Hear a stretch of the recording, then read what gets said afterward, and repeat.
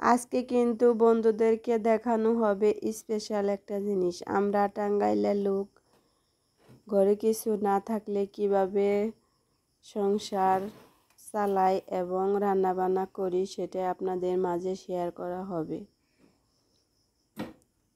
এখানটায় প্রথমে আমি কড়াইতে দিয়ে দিয়েছি সরিষার তেল পরিমাণ মতো, একদম কম সাইজই বলা যায়, খুব একটা বেশিও না একবারে কমও না, মিডিয়াম সাইজের তেলই ব্যবহার করি এবং খেয়ে থাকি।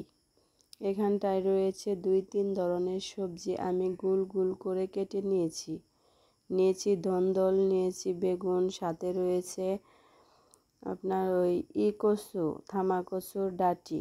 আর এখানটায় আমি মসুরের ডাল সিদ্ধ করে রেখে দিয়েছি। এটা দিয়ে একটা রেসিপি করব আজকে। দেখতে থাকেন বন্ধুরা, যদি ভালো লেগে থাকে অবশ্যই একটা করে লাইক দিবেন এবং সাবস্ক্রাইব করে পাশে থাকবেন।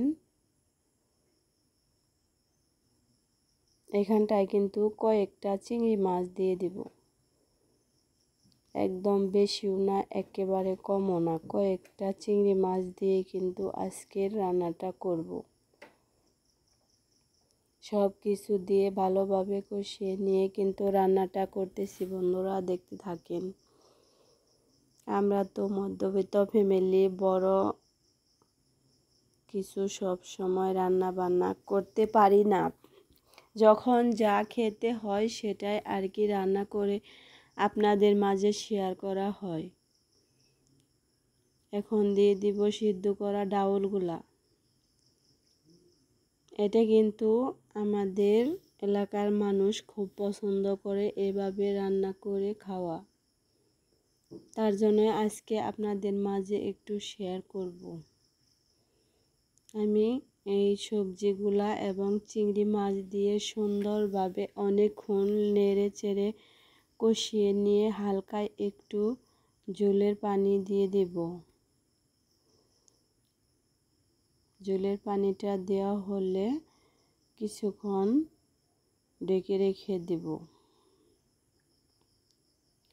কিছুক্ষণ ঢেকে রেখে দিয়ে রান্নাটা শেষ করব বন্ধুরা। আজকের মতো এখানেই, এই ভিডিওটুকুই আপনাদের মাঝে শেয়ার করা হলো। রান্নাটা দেখেন কত সুন্দর হচ্ছে, খুব ভালো দেখতে।